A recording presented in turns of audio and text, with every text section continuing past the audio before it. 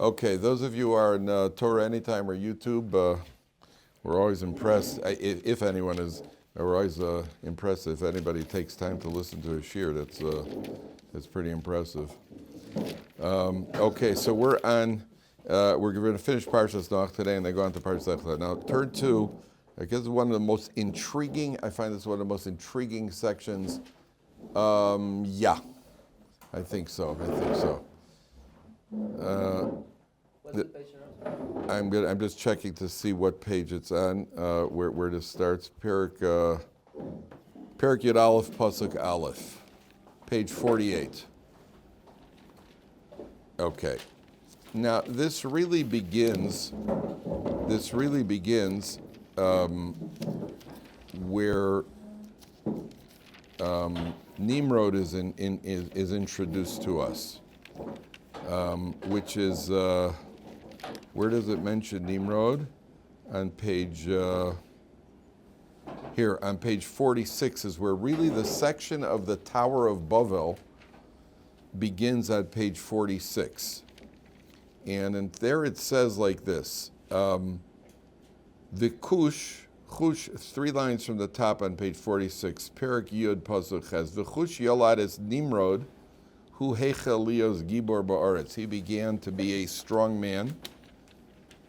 So Nimrod, Rashi says, is from the word mored, which is to rebel.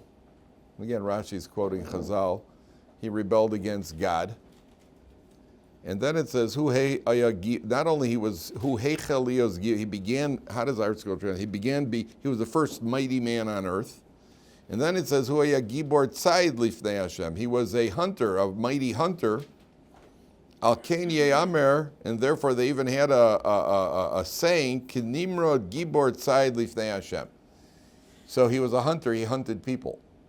It doesn't mean that he killed them. It means he hunted people, means that he was able to gather people. He was apparently very charismatic, very convincing, and he became a king, he became the ruler, and he gathered everybody under his rule and dominion to rebel against God. Now, the question becomes, why does the Torah tell us that about Nimrod? That Nimrod became, and who's the most famous opponent of Nimrod who we're going to find? Avram Avinu. Nimrod is the one who throws Avram Avinu into the furnace because he wouldn't bow down to idols. So Rabbi Victor Miller explains over here, the reason the Torah is telling us who Nimrod was is not because we care a lick about Nimrod. It's telling us about Nimrod is to show us who Avram Avinu was. That Avram Avinu, when he rebelled, he's rebelling against the most powerful man on earth and who has everybody on his side. Now this Nimrod then becomes the catalyst of building the Tower of Babel. This is being done under his direction, the Tower of Babel. Now what happens over here? So one of the earliest midrashim that were taught when I was in day school, and you're taught this when you're about 5-6 years old, is they built this tower. I can't see you, Yehuda. I want to see your pretty face. One of the earliest midrashim that you're taught in school, that we were taught in school, is they were building this tower, and when they were building this tower, if a human being would fall and die, so nish geferlich. But if a brick would fall, then they would cry over the loss of the brick. That's the medrash they told us, and that was the medrash we heard. It says it in the medrash. Obviously, midrashim are not making up, what are you, a bunch of idiots? What, a bunch of fools? Obviously, there's much more depth to it. So let's see what it says here. On page 48, 5th line from the top, Yud Aleph Vav. Vahi kol haaretz safa achas udvarim achadim. Everybody communicated in one language. Now, there are sources that say everybody at this point knew all 70 languages. Everybody knew 70 languages. And then when God decided to disperse them and create the conflict and to create the differences, what he did was he had everybody forget their language, the 69 languages. So some people only remembered Italian, and some people only remembered French, and some people only remembered what other languages are there in the world? Is there anything besides Italian and French? I don't know, Dutch, whatever it is. So everybody forgot Spanish, whatever. Yeah, everybody forgot everything except their language. That's why they can no longer communicate. But at this point, everybody was united, and that creates a problem, because when the entire world is united, then it's going to be difficult for a man like Avram Avinu to fight against the entire world. So you're talking, he's going up against the united front here. Vayhi osa mikedem. Now pay attention carefully because this is very strange. Vayimtzu bika be'eretz shidar. They found a valley or a plain. Vayeshu sham. So they decided they're going to build a tower. Vayomru ishal re'eyu hava nilban alavenim. Let's make bricks v'nisrafa l'sreifa. Vatila malavena la'oven. The bricks became, instead of stone, they used to use raw stone before this. V'hachemer hayalem lachomer. And they used some sort of pitch or some sort of whatever, putty, whatever it was. Now here, what is the Torah telling us this detail for? This is how they made bricks. Well, shkoyach, okay, if you say so. What are you telling me over here? And why are they building a tower at all? And the Medrash says they built a tower so they could go up to heaven and fight God with axes. That's one opinion. Another Medrash says they felt every 1,656 years there's a flood. Since the beginning of creation, that was when the flood came. They said we're going to have to put up some sort of reinforcement against the heavens so it doesn't flood. What does that mean? What kind of nonsense is that? So obviously Chazal are trying to communicate several ideas here. And what they're telling you over here, and now we understand the Medrash where the bricks fell and they started crying. Let me ask you a question. Remember the Challenger, right? The one, the shuttle that blew up? So what Rabbi of mine once pointed out, what was the first one called? Challenger was the third one. What was the first one called? I think Discovery. One was Discovery, one was Voyager. Second one was Voyager. Discovery went up, came down. Voyager went up, came down. What was the third one called? Third one called was Challenger. So you point at, challenge? Exactly who are you challenging? You're going up there to challenge? Oh, I'll see your challenge, I'll raise you one explosion. How's that? What do you mean you're challenging? Who are you challenging over here? So, it's just an interesting coincidence, one of those interesting coincidences. And so mankind over here decides, now if you could speak to the people at NASA and get them in a room privately, obviously when they came out in the public statement, the NASA, when Challenger blew up, they said, this is terrible, the loss of life and the tragedy and blah, blah, blah, blah, blah, blah. If you could get the head of NASA in a private room and put a lie detector on him, what do you think he was really upset about? The loss of life or the setback to the space program? Right? The head of that, which cost them billions of dollars and is embarrassing and it's a setback. What do you think he's really upset about? The Torah over here is telling you that mankind is making technological progress. We don't need stone anymore. We figure out a way to develop bricks. We can make our own bricks. That means we're independent of God. We can do anything. We don't need God because we're advancing technologically. We can make bricks. Now you understand the Medrash. The Medrash says when a human being fell, so it blew up, so what? So a couple of more human beings died. The brick fell, it broke. Hey. Our progress is halted. Technological progress is halted. And therefore, the entire tower over here represents this idea of going up and fighting God with hatchets. They weren't idiots. And when it says that they're going to make sure the heavens don't flood them, it means we have protection against the flood now. We'll build a tower we can get above the waters.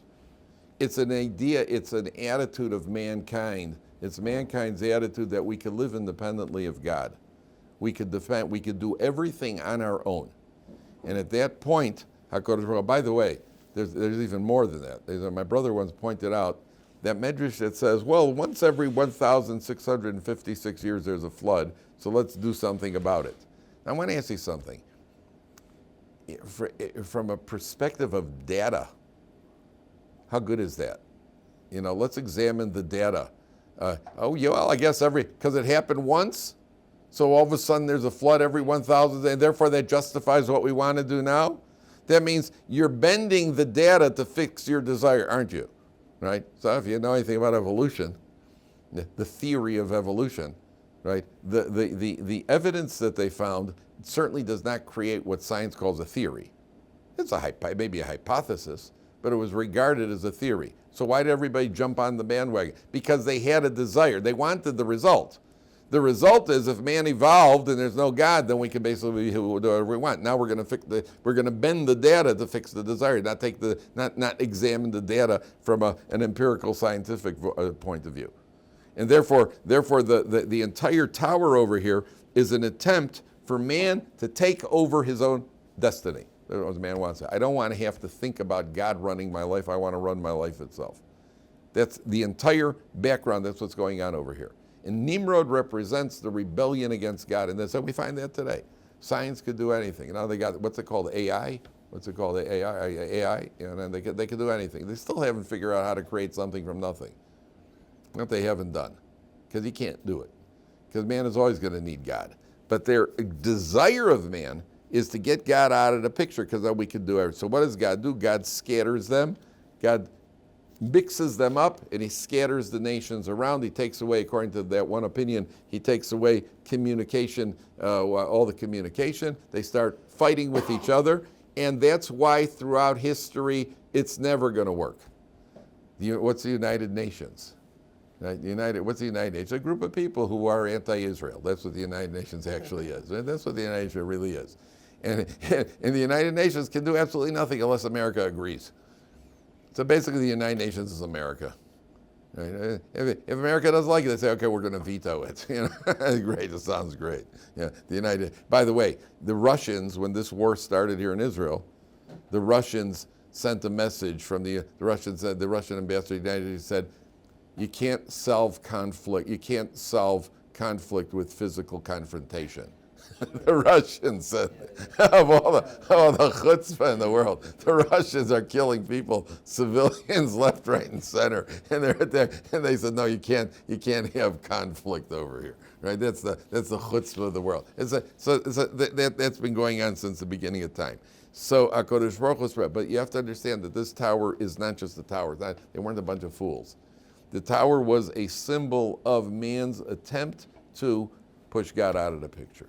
Okay? Now I just want to show you one last thing over here. Turn to page, you're going to like this. Who's the most famous, take a look at the names on page 52. Page 50. Bottom of the page. It says, Vayikach, second line from the bottom. It introduces Terach, and then it introduces Avram, his son. And it says, Vayikach Avram v'nochar lehem noshim. On page 50, 2 lines at the bottom. Avram and Noach take wives. Shem Eshes Avram Sarai. And her name will be changed later to Sarah. V'shem Eshes Noach Milka. Bas Haran. Avi Milka va'avi Yiska. All right? She's the daughter of Milka, and what he called is the daughter of Haran.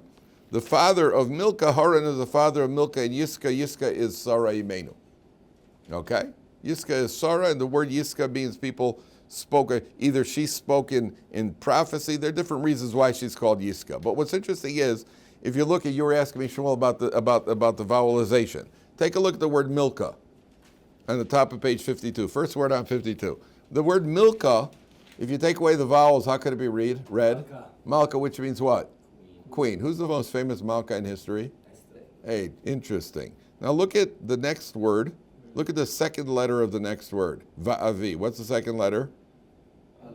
Look at the second letter of the next word. Yiska. What's the second letter? Look at the second letter of the next word. What is it? Tav. And look at the second letter of the next word. Resh. Malka Esther. There you go. Right there in the the most famous Malka in history. It's the what do you call it? It's the first. I think it's the only time they appear in that particular order. So the Torah there's nothing that's not alluded to in the Torah. And by the way, this gives us another insight. Gives another insight because the Megillah says that Esther ruled over 127 provinces. That Achashverosh was the king over. It starts off Vayiv mi Achashverosh. 127 provinces. And then the Gemara says, the Medrash says, why was Esther the queen over 127 provinces? And the Medrash says, well, Esther is a descendant of Sarah Imenu. Sarah lived to 127, and therefore Esther rules over 127. Well, here's Sarah, writing Avi Sar Yiska, Vati Sarah, so you got Sarah, Yiska and Sarah are the same person, and right there is alluded to Esther. So we see there's a connection from Esther to Esther and Sarah. Okay? So it's one of those coincidences you find in Torah periodically. Okay, let's go on to Lecha. So there's a man named Avram Avinu.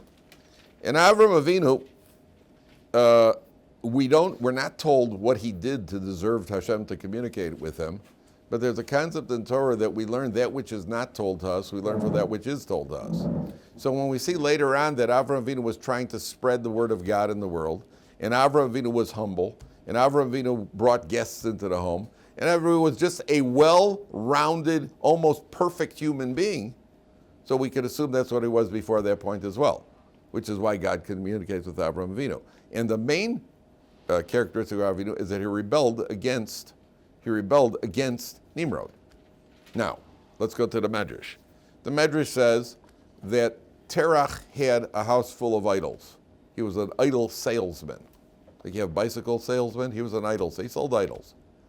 And one day he left the house and he left Avraham Avinu in charge of the house.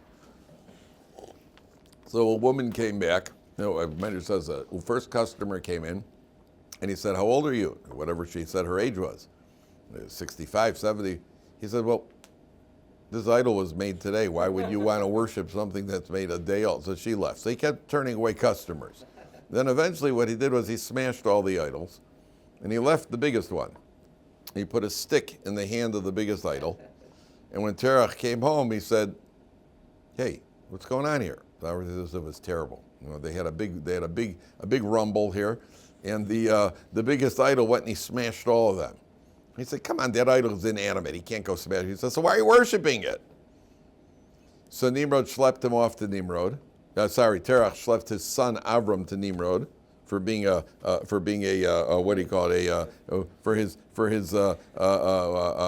rebellious ideas, and he's an anarchist. And he takes him off to Nimrod, and Nimrod makes a furnace. Which furnace was it? The same furnace they used to make bricks, which tells you that it was hot. It was a brick furnace is much hotter than a regular furnace. So they take Avram and he says, "Are you with me or are you with God?" Avram says, "I'm with God." So he throws him into the furnace and nothing happened to him. He survived the furnace called Ur Kasdim, the fire of Kasdim. He survived the furnace. So Avram had a brother, Haran, Sarai Menu's father, and he's also the father of Lot. It's Avram's brother. He has two brothers. One is Noach and one is Haran. So Nimrod said to Haran, "Whose side are you on?" So Haran originally had made up his mind, well, if Avram is toast, I'm with Nimrod. And if Avram survives, I'm with Avram. So he said to Haran, "Whose side are you on?" He said, "I'm with Avram." So they threw him into the furnace. Didn't work out as well. He died. Haran died. Okay? Now, what is interesting is that there's a source that says that when Haran was burnt in the furnace, only the inside of him burnt. His body didn't burn. Where do we find a case like that in Torah? Nadav and Avihu. When they went into the Holy of Holies, the fire went into their nostrils and only the inside burnt, not the outside. What does that mean? Why would only the inside burn? Why shouldn't the outside burn? That means that from the outside, it looked okay.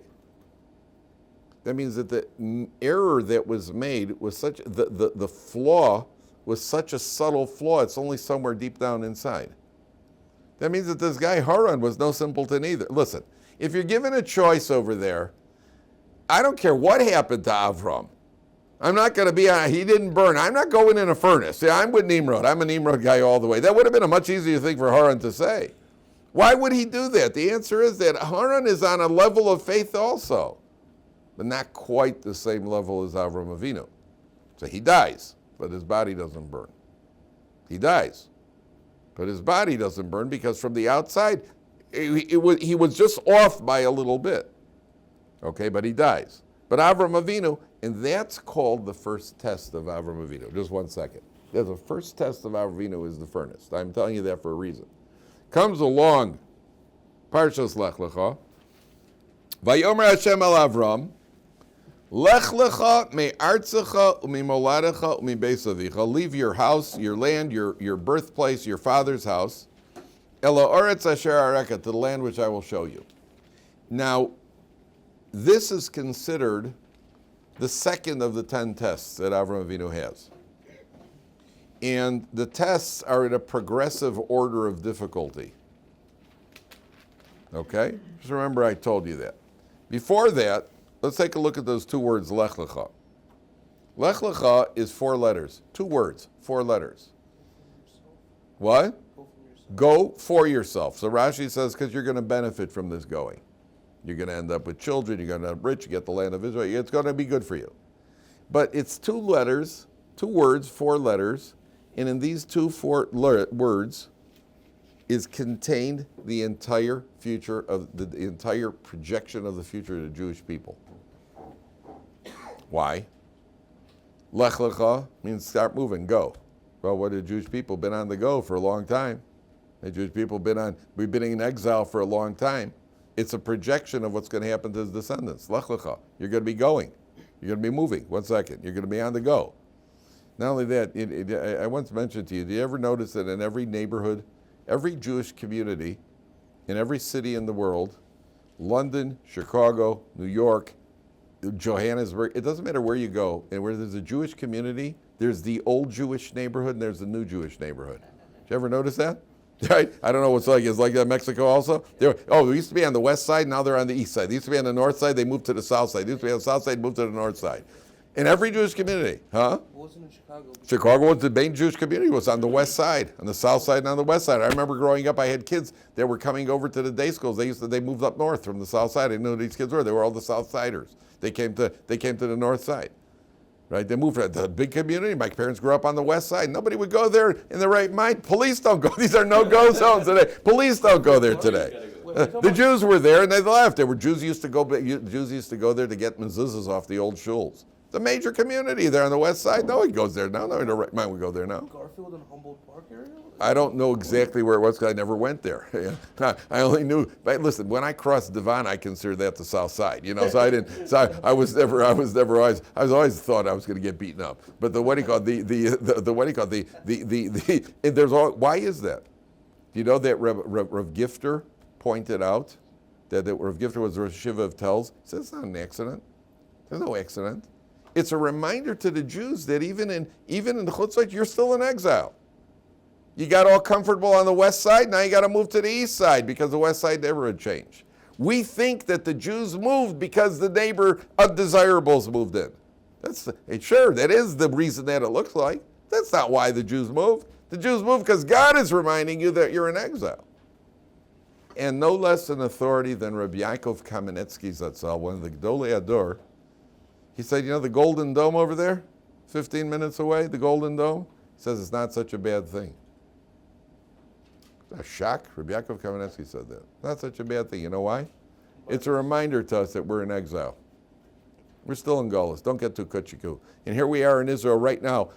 The land of Israel, the state of Israel was supposed to settle anti-Semitism once and for all.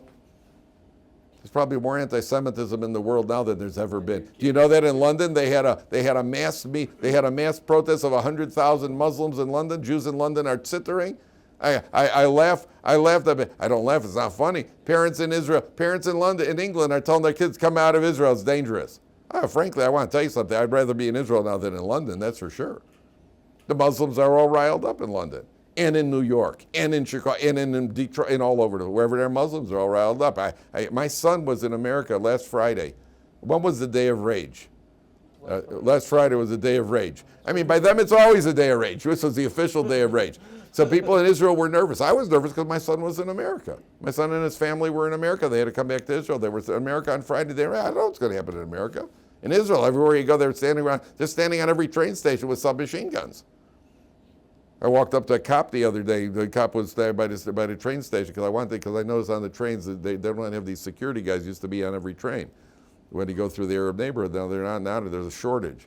So I walked up to the cop. Is standing there. As I walked up to the cop, I could see as I walked towards him, he kind of tensed up a little. I mean, I don't think I looked like a terrorist, but he didn't tense up completely, but he just kind of looked like, let's make sure this is perfectly okay.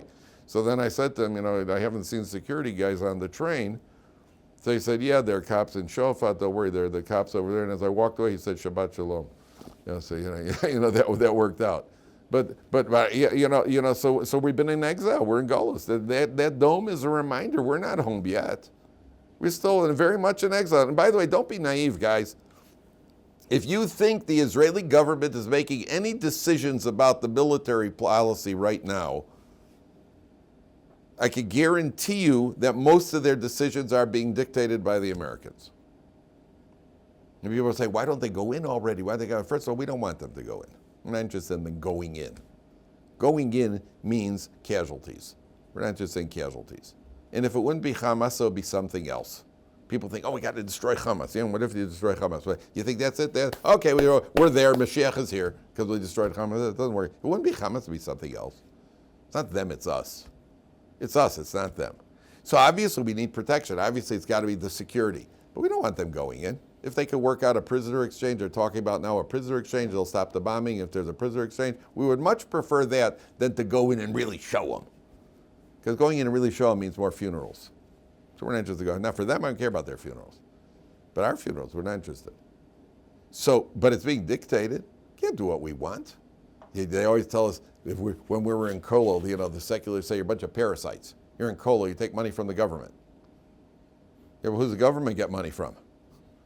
The government gets money from America, so they're the parasites. I'm only parasiting off the parasites. This country is the biggest kolol in the world. It's all one kolol here. Look at where the military aid is coming from. They're not manufacturing. Where do you think it's coming from? All the military. So it's all a kolol. That's Lecha, number one. Lecha is the destiny of the Jewish people, number one. Number two, Lecha comes from the Hebrew word lichluch. Lichluch means filth. And it's a directive to the Jew.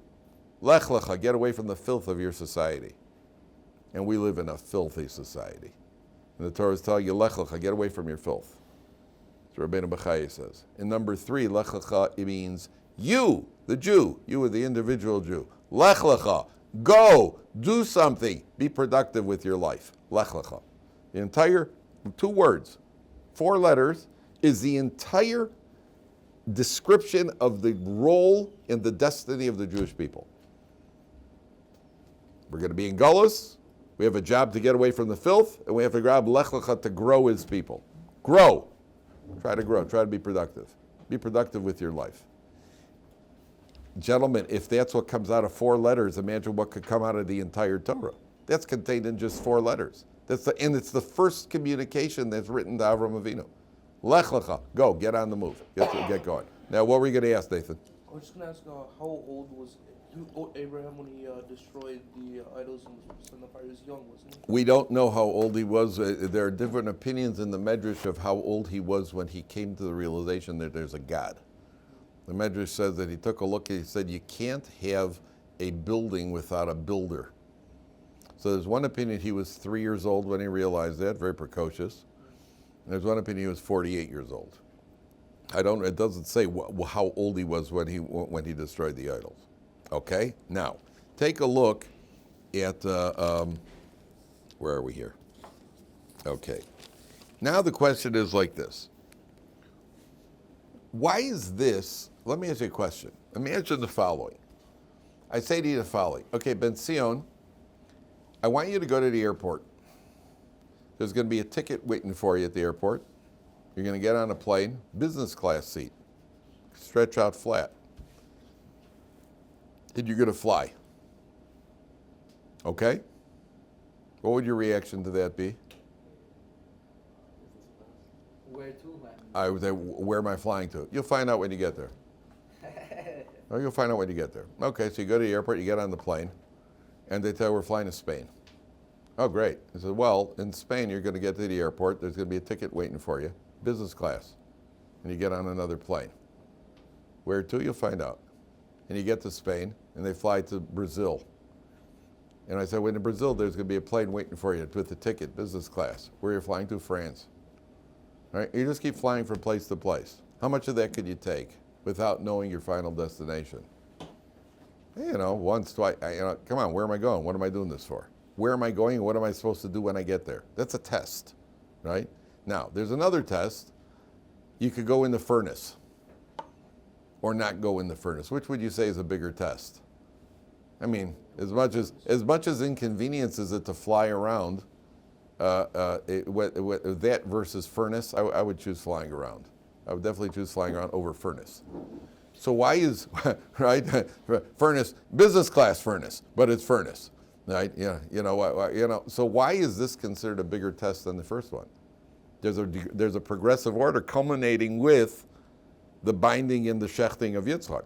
That's the ultimate test. Why is this considered a more difficult test than the test of going into the furnace? And it's ranked. That's ranked number one. This is already one. This is a harder test. Why is this a harder test? Okay, so you got to go. Okay, so we understand he doesn't have business class, and he's traveling on camels through deserts, and he doesn't have kosher meals waiting for him, and he can't stay in the airport lounge. Okay, so there are inconveniences. But at the end of the day, none of them are as inconvenient as a furnace. If given a choice, why is this a harder test? So the Mepharshim say there are a couple explanations. One of them is that when you go into the furnace, what's the worst thing that could happen? You die, which takes up a lot of your time, right? But see, the worst thing that happens is you die. But you die as an idealist. There are people in history who have given up. There are people in history who have given up their lives for a deal. What was the guy's name in Give Me Liberty or Give Me Liberty or Give Me a Desk? What was the guy's name?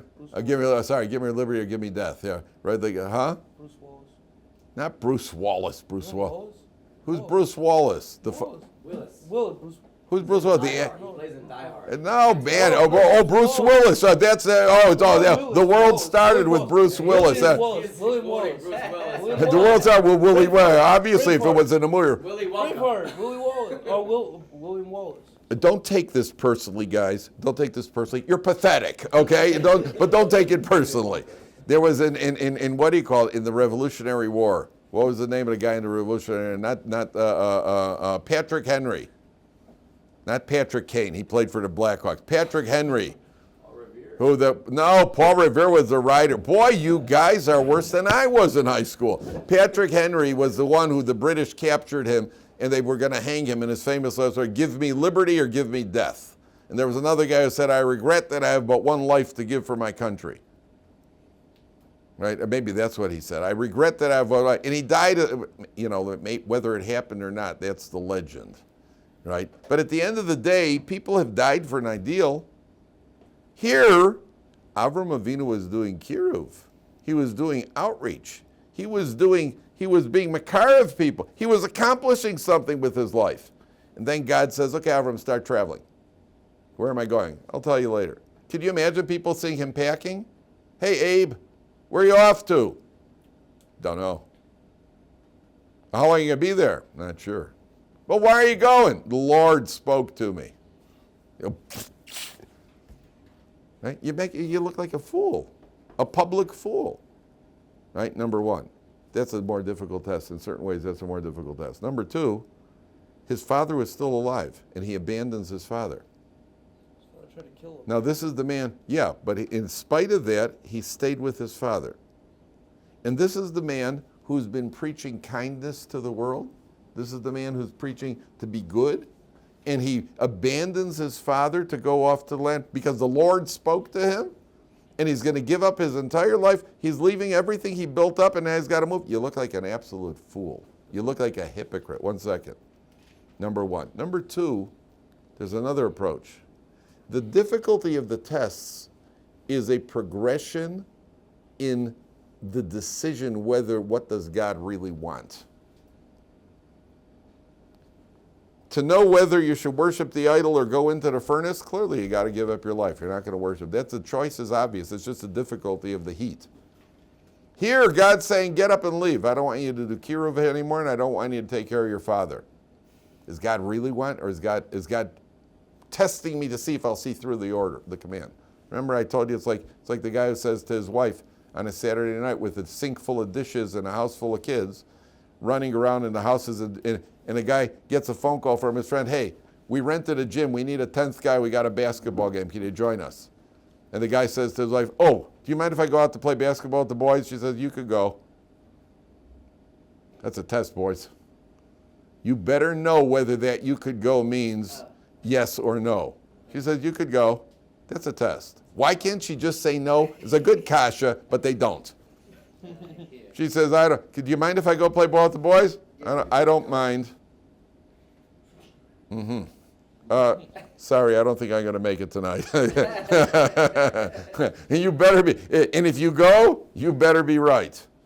And you better play well, because it's probably the last time you're going to be able to jump ever in your life after what she does to you when you come home. So at the end of the day, Hashem says, go.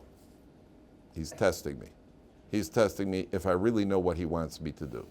He's testing me. That's the subtlety of the test. What's the ultimate test of subtlety? Shecht your son.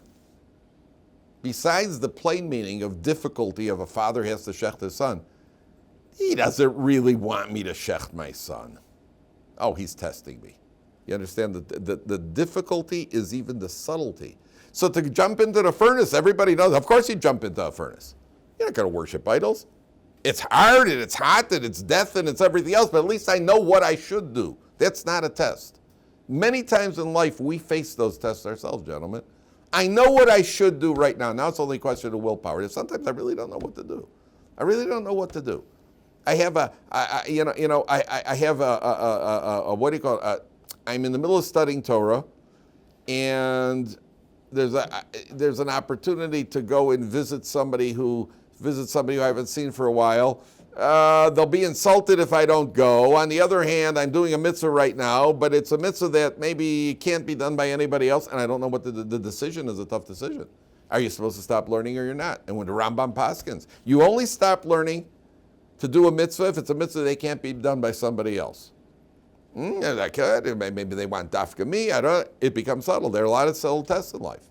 I need to go to Minyan in the morning. I have to go to daven in the morning. And my wife says to me, can you stay home to help with the kids? But I got to get to Minyan. Does she really need my help, or she's asking, or she just, and often she does. You don't stay home. Most of the time you do, by the way, if she really wants you to. That also happens. Because sometimes the wife is, on my way out to Minyan, my wife has said to me, when my kids were little, I'm on the way, I say, oh boy, it's overwhelming here. And I said, okay, I'll stay home. No, you just go. Because I'd said the wrong thing. What did she want at that moment? She said, what? She wants me to daven. What I'm supposed to say is, well, it is rough. You're unbelievable. You are great. They're doing an unbelievable job here with the kids. That's all she wants. That's all anyone wants. They don't want your help. You're a nuisance. Most of the time, the husband gets in the way. Just go. But you have to know, is it the right decision or not? And often we face, I don't know, should I do this or should I not do this? There's a guy that I had some beef with, and he's getting married, and I didn't get an invitation. Would he prefer I come to the wedding anyway, or am I going to just irritate him by showing up at the wedding? Because we still have beef. It's a tough decision, but they're serving beef. So I want to go. So what do you do? And often the decision is the test for us. Is not there? Sometimes I know what I'm supposed to do. You're not supposed to eat the treif pizza on the table and I'm hungry. You can't eat it. I know what the right decision is. Just a question of mustering up the willpower. But where's it? So Avram Avinu, that's the test. Start going, Avram. Where am I going to? And he looked like you look like a fool. That's one aspect of it. The other one is, does he really want me to go? And the answer is yes. And he passes the test. In spite of looking like a fool, and he reads God properly. God wants me to go. So Avram goes. And God promises him all sorts of good things. Now, take a look at who he goes with. Watch this. Go to Pasuk Dalet. Vayelech Avram kasher diber elov Hashem. Avram goes, as Hashem said to him. Vayelech ito Lot. Lot, who's an orphan right now, and he's Avram's brother-in-law. He's his nephew and his brother-in-law, because Avram, he's married to Sarah, who's Lot's, his son, his brother. Lot goes with him. V'Avram ben Chamesh, he's 75 years old. This is a credit to Lot. In the old days when you started wandering, you went for, it was like the Wild West. You're going to go show up, you're a wanderer, you walk into a new town or a new country, you're at their mercy. You got no protection. There's no, what do you call, you walk in and there's some wanderer. Lot says, I'll wander with you. He could have stayed where he was. So there are two things that happen as a result. Lot goes with Avram Avinu, and Lot has a very famous descendant, how do you say, I don't know how you say feminine form of descendantess. Is that how you say it? It works for both males and females, descendant? Yeah.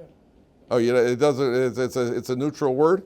Yeah. He has a very famous descendant, which is who? Ruth. And what does Ruth do? She's the line from Mashiach. Yeah, and what's the first thing she does? She goes with her mother-in-law.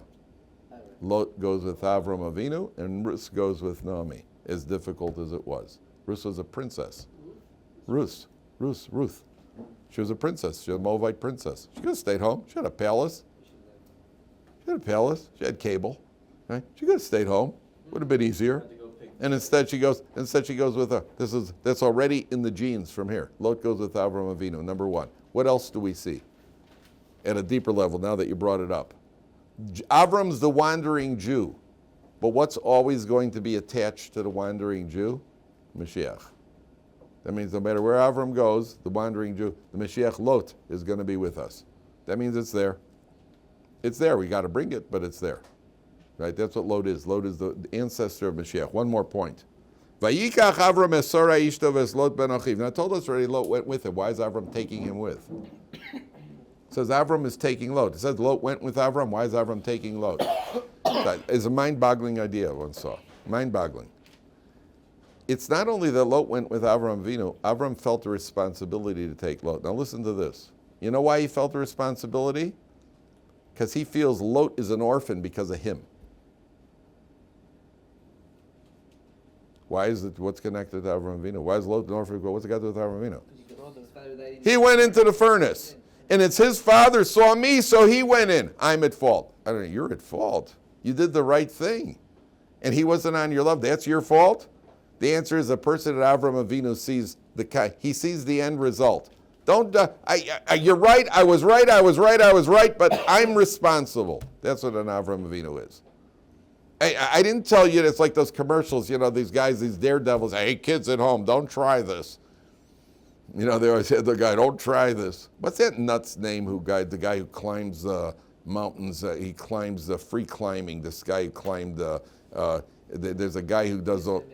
He climbed. What's the one? El Capitan. He got free climbed on El Capitan. This guy, there's like a human spider. He goes up these walls without anything. He climbed El Capitan. You don't know what I'm talking about? Some guy got. What's his name? Alex. Something like that. Right? I mean, don't do this, kids. So Avram Avinu goes in, and he should go in, and he went in. It's my fault that Haran's watching me, and he got burnt, and he was supposed to. It's not my fault. Yeah, but he's an orphan, and I was indirectly, therefore I'm taking responsibility for him. Mind-boggling. That he sees. He could have said, hey, listen, not my fault that he died. So Lot goes with Avram Avinu on his own, but Avram says, you're coming with me, because I'm responsible for you now. Okay, we'll see what happens to Lot later. Okay, we'll leave it here.